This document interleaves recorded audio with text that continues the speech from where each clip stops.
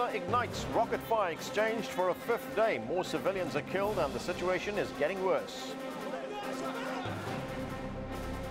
Getting set for ASEAN. Some big issues already surfacing and concerns already being raised. We'll get a full report from Phnom Penh. And fleeing from FARC. What it's like to live under 5 decades of civil war and the prospects for peace.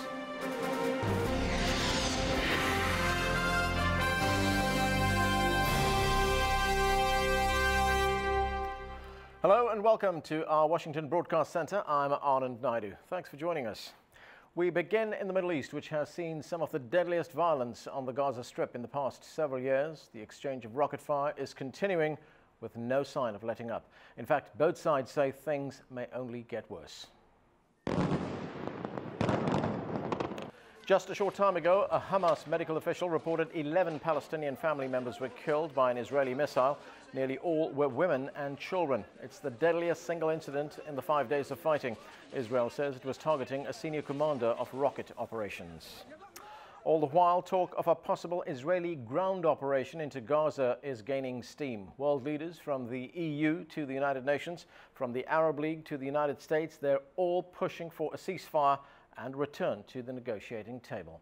CCTV's Stephanie Freed is on the ground in Tel Aviv with this report. International pressure for a ceasefire was met with more violence. Hundreds of Israeli air and naval strikes against Gaza raised the death and damage toll. During what Israel's government termed precision strikes to obliterate Hamas communications installations, a building housing journalists was hit, wounding 8. One lost his leg. Today is the 5th day for the Israeli massacre against Gaza people. There is continuous escalation up till now, and during the last 5 days, they killed 65 people. 50% of them are children and women. The wounded people are more than 650 people during 5 days. Hamas and Islamic Jihad continued launching dozens of rockets into Israel, inflicting damage and fear. As tens of thousands of troops mobilized, Prime Minister Netanyahu vowed to expand the current operation. We are exacting a heavy price from Hamas and the terrorist organizations. The Israeli Defense Forces are prepared for a significant expansion of the operation. U.S. President Obama continues guarding Israel's right to defend against rocket attacks while cautioning against escalation. Israel has every right to expect that it does not have missiles fired into its territory. If that can be accomplished without a ramping up of military activity in Gaza, that's preferable. Experts predict that a ground incursion could work for or against Israel. On the one hand, it could significantly alter Hamas's capability, but on the other, resulting Israeli military casualties could damage the Prime Minister's popular support as he heads towards January elections. Stephanie Freed, CCTV, Tel Aviv. Iran is hosting a conference to try and end Syria's civil war. The one-day meeting includes some 200 opposition members and Syria's National Reconciliation Minister. The conference is seen as a response to last week's meeting in Qatar, in which opposition groups formed an umbrella coalition to topple Syrian President Bashar al-Assad. Iran has supported Assad during the conflict and has repeatedly accused the West and Israel of instigating the opposition. Iran says it supports peaceful solutions to end the crisis, which has killed more than 37,000 people. The ASEAN summit is just getting underway in the Cambodian capital, Phnom Penh. Among those in attendance are the Chinese Premier Wen Jiabao and US President Barack Obama. The 3 days of talks will focus on security issues, ASEAN enlargement and trade. CCTV's Tony Cheng is covering the summit for us in Phnom Penh and joins us now. Tony?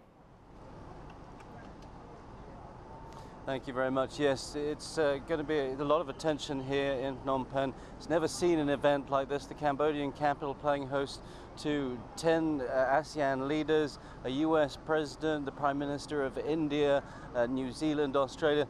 So really a lot of attention focused here. They're going to be here for 3 days of talks. Top of the agenda, I think, is going to be ASEAN expansion, which could see the creation of the largest trading bloc in the world. And that's really going to be their priority, and was certainly top of their minds when they arrived yesterday at the Peace Palace yesterday morning. Leaders from the 10 Southeast Asian nations that make up ASEAN arrived for the opening of the 21st summit. In the Cambodian capital, Phnom Penh, it was the culmination of months of preparations. The summit will continue for 3 days, incorporating ASEAN partners the Republic of Korea, Japan and China, and on Tuesday, the United States, Russia, India, Australia and New Zealand. If all goes according to plan, it could see agreements reached for the framework of the world's largest free trading bloc. But according to the host, Prime Minister Hun Sen, they must not lose sight of the nations at ASEAN's core. We should continue to work together to maintain ASEAN centrality with the regional architecture and further strengthen cooperation with our partners at all levels, especially through the ASEAN +1 and ASEAN +3 frameworks, based on concrete strategies and action plans on economic cooperation, including trade. And at the grassroots level, what does that mean? Cambodia is seeing growth rates at over 7% of GDP, in part due to its integration into the ASEAN bloc. But barriers still remain. Lim Srayun has a small business selling curtains in Phnom Penh. Most of her material suppliers are in China, although she also imports from Thailand. ASEAN free trade agreements have made things much easier for her, but she'd like to see tariffs reduced further, and the cost of transportation is still very high. Transportation is my largest cost. I'd like to see the ASEAN leaders working towards reducing import tariffs and taxes from other countries. As the delegates get down to work in Phnom Penh's Peace Palace, that's going to be one of their major objectives, to bring down tariffs and taxes that could make this a free trade region in the next 3 years. Tony, we're hearing a lot of talk about maritime disputes in that particular part of the world already, including the South China Sea. What are you hearing there at the conference? Well, that's the elephant in the room, as it were. The Philippines, Vietnam, Malaysia to a certain extent have raised issues at previous ASEAN meetings. And I think there's a concern perhaps that they might be emboldened by the presence of the United States trying to reassert itself back into Asia again, certainly with the presence of Barack Obama here in the next couple of days, that they might do that. But we saw the Chinese Foreign Ministry come out at a press conference yesterday and address the issue to a certain extent. They said that they acknowledged it was an issue, that discussions were ongoing with those nations, but that in discussions, Premier Wen Jiabao had agreed with certainly the leaders of Indonesia and Malaysia that there shouldn't be a major obstacle to ASEAN. And their primary concern here was trying to build defenses for the ASEAN bloc in the global economic downturn. So it's being discussed. I think they're working towards it. I understand that there is a draft document which has been accepted by most of the parties involved. I'm not sure if we'll see that accepted before the end of this summit, but they're certainly working towards it. Okay, thanks, Tony. Tony Cheng there in Phnom Penh. Now, to get more perspective, I talked a short time ago with Mike Breen. He's the executive director of the Truman National Security Project and is himself a former U.S. Army officer. I began by asking him about the United States' renewed emphasis in Asia, particularly when it comes to the military. I'd first characterize it as not a new emphasis. It's important to remember the United States has been in many ways a Pacific power and an important player in Asia for at least the last century. And the United States has many long-standing trade and security relationships with Asian countries. I think it's a recognition of the dynamism, the economic potential, the demographic trends that are making the Pacific Rim one of the most important places geopolitically and economically in the world today. The United States has a huge stake in that, huge stake in security and prosperity of the region and the freedom and prosperity of its people. There seems to be a feeling here in the United States, in Washington especially, that the United States has a finite number of assets which it can deploy around the world. So what it's doing right now is it's deploying more of those assets in Asia. It's being called the Asian pivot rather than all over the world, spreading itself all over the world. But can the United States really do that? I mean, we see it very graphically happening right now. President Obama is in Cambodia for the ASEAN summit, and he's being asked about the Middle East. Right. The Middle East isn't going anywhere, we all know it. It's a deeply troubled region. Personally, I spent many years of my life there as a military officer addressing security concerns there. That's not going to change. But one of the most important facts to change over the last decade or so in world history is that trans-Pacific trade now exceeds transatlantic trade for the first time in human history that we've been measuring these things. And that means that you've got to follow the sweep of history. You've got to be on the right side of history. And in many ways, the future of the global economic and political order is going to be written on the rim of the Pacific Ocean, where the United States also has a long coastline. When Washington talks about a rebalancing, is it rather a counterbalancing against the growing influence of China in the Asia-Pacific region? I don't think so. The list of rising dynamic powers in Asia is pretty much countless, and it's a region that has the potential to either become a tremendous engine for the wealth and prosperity of the human race going forward into the next century, or a major security challenge. Most of the most technologically well-armed, sophisticated, economically powerful military powers in the world are in Asia. There's a security structure there that in many ways was put in place by the United States 60 years ago. The survival of that security structure and stability in the region is absolutely crucial. But the fact that the United States is now moving more of its military assets into the region, I mean, we've just seen more of its naval assets being moved into the Pacific. Does that have the potential to create or perhaps raise tensions with another power like China? Well, the intention is regional stability. It's important to be really clear about that. China, of course, would prefer, and it's stated policy, it wants to settle its border disputes, and it has territorial disputes with 4 of the 10 ASEAN countries ongoing right now in the South China Sea and elsewhere.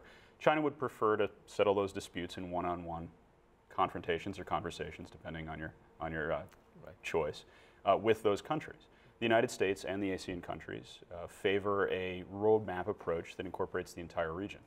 So, you can look at U.S. military power in the region as a threat, but I think that's a mistake. The United States has a long-standing 100-year-plus interest in stability in East Asia. And of course, Asia is now a growing market for the United States as well. Of course. Okay. Mike Breen, thanks for joining us. Thank you. Just ahead from our Washington News Center, pushing for peace after 5 decades of armed conflict in Colombia. And protesting a pipeline with billions of dollars at stake, controversy swirls around a North American oil project.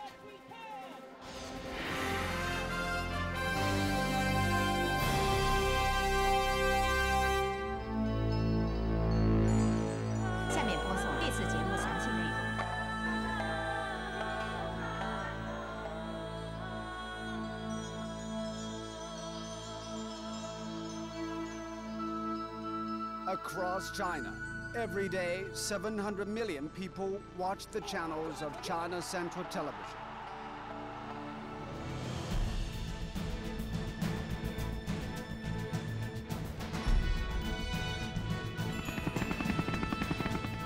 Broadcasting in 6 languages around the world. This is China Central Television.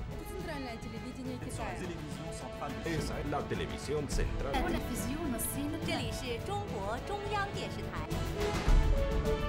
37 channels in China. It's the first time. 我现在是在伊拉克发生了枪击事件。我现在是在海地太子港，感受到飓风来临已经到达斯科。阿拉巴马州。华盛顿报道。 Reaching 200 million viewers in more than 170 countries. Plus, many more online and through new media platforms. China Central Television.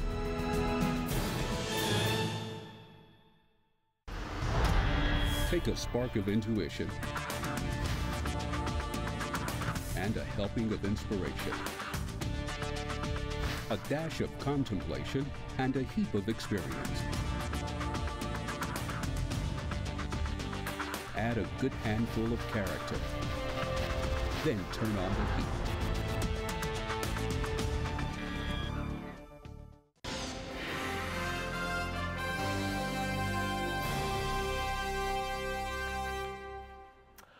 Welcome back. Peace talks aimed at ending 5 decades of violence in Colombia are taking place in the Cuban capital, Havana, this week.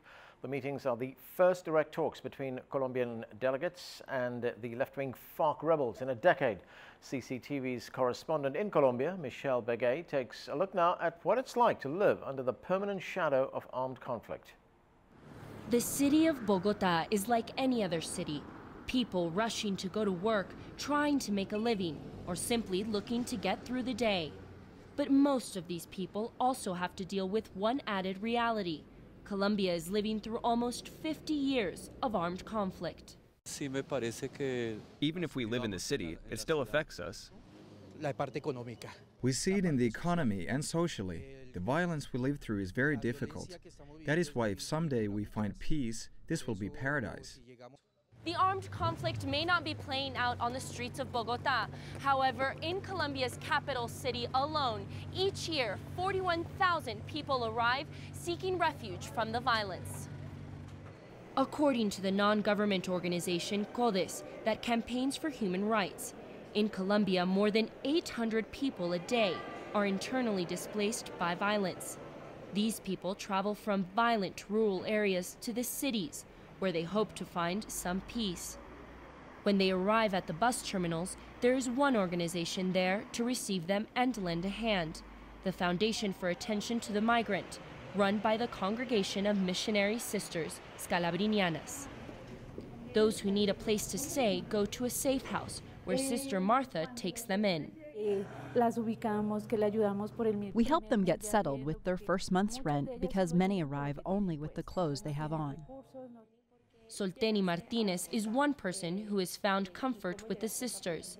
She was displaced twice. When her house was burnt down by armed groups and her husband disappeared, she had no other choice but to come to the city.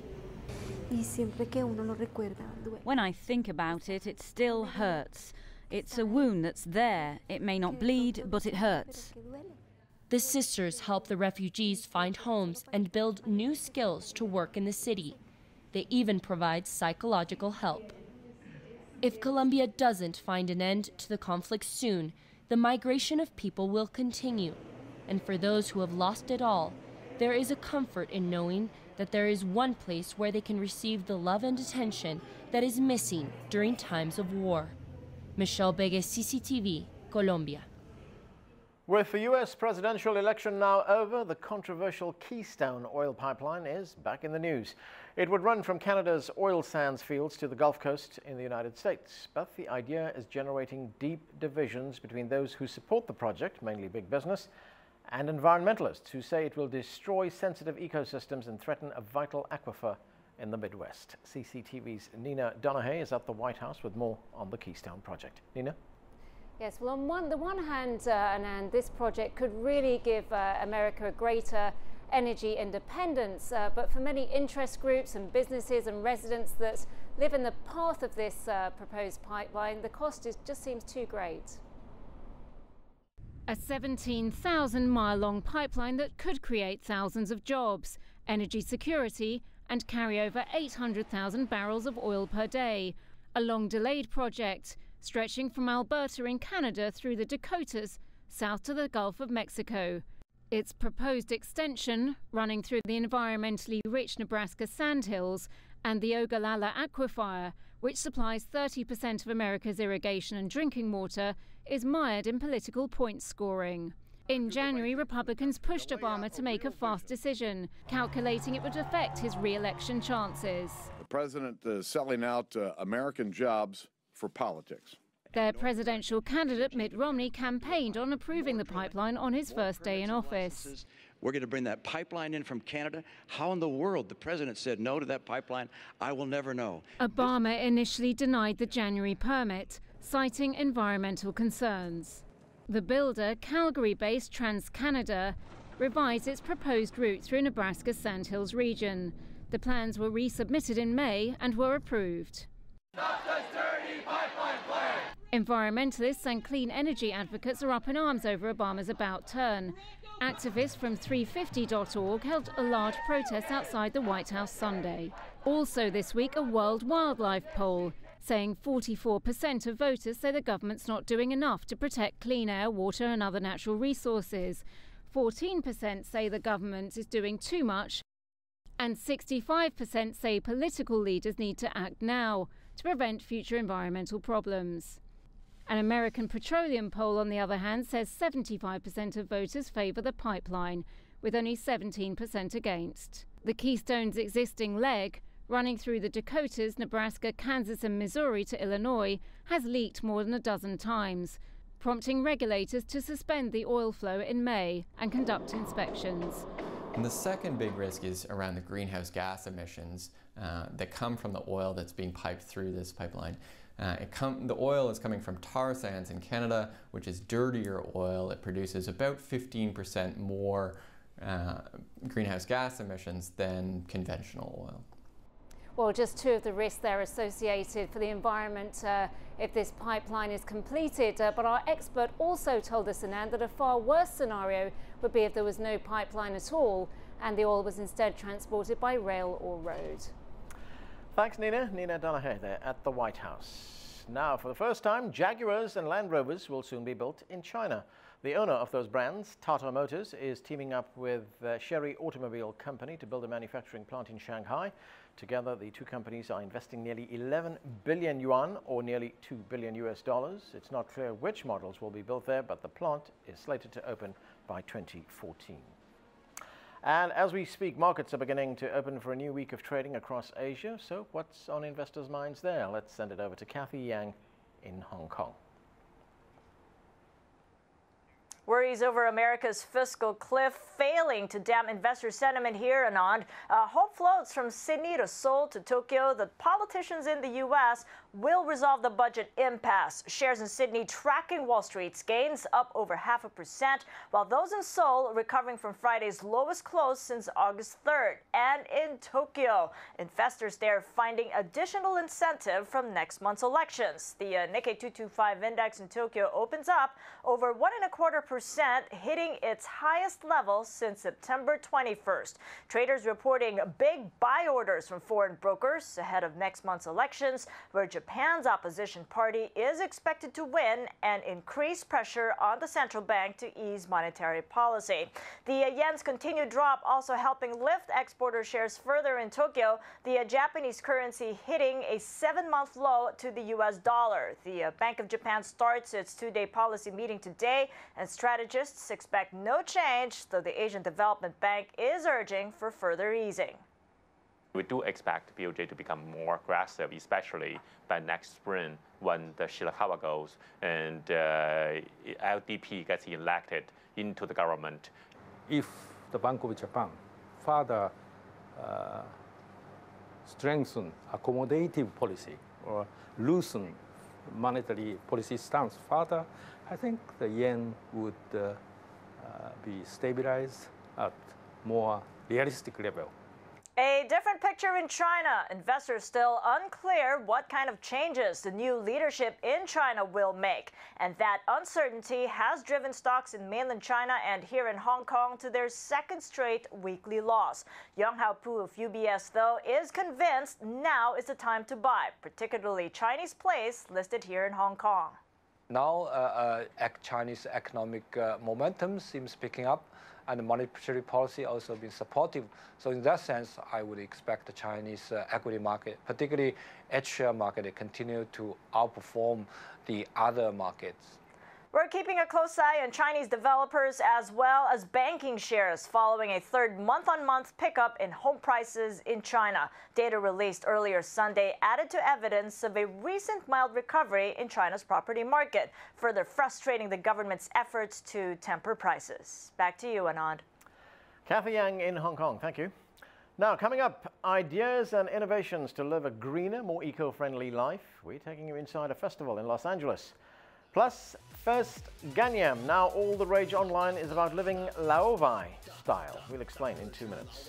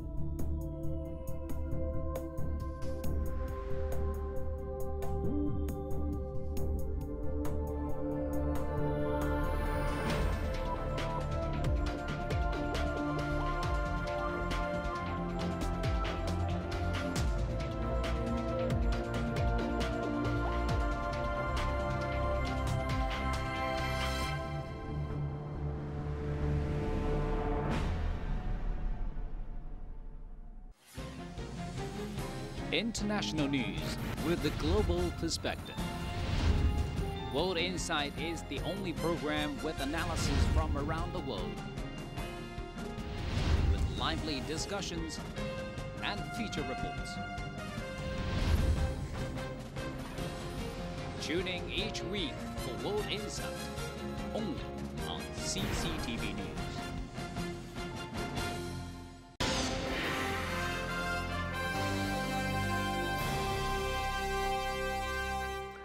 Welcome back. Hundreds of vendors and thousands of green enthusiasts converged on the Los Angeles Convention Center this weekend.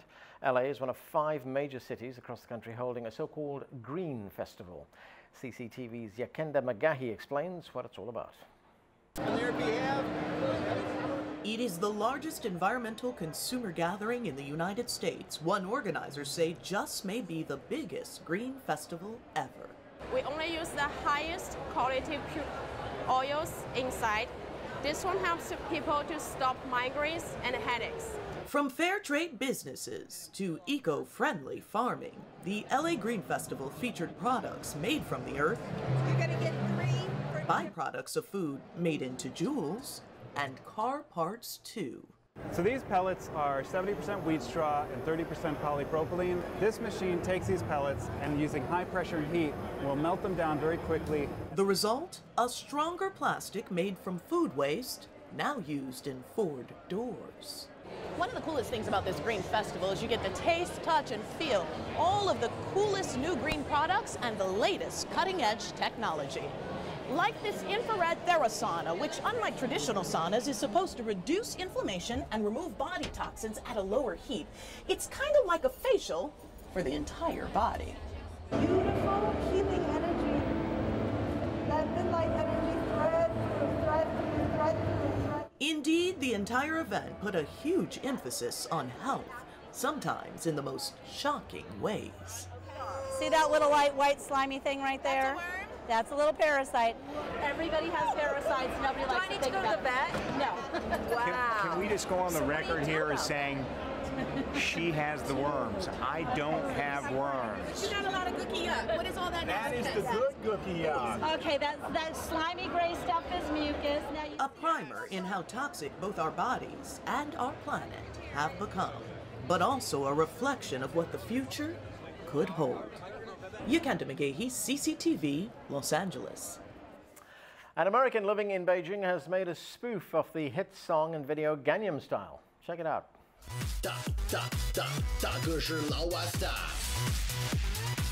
That's Jesse Apple singing about living Laowai style. Laowai means foreigners in Chinese. A Fulbright scholar in Beijing, Jesse has also won a Chinese scholarship to study Chinese crosstalk and comedy for a year. The music video has gone viral. Lyrics such as Big Brother only uses chopsticks, not spoons, and Big Brother is Laowai style have become catchphrases among Chinese netizens.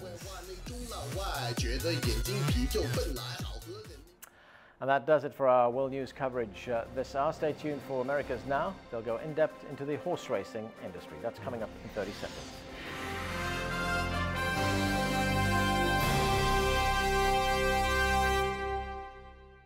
There is no more they, or you, or me.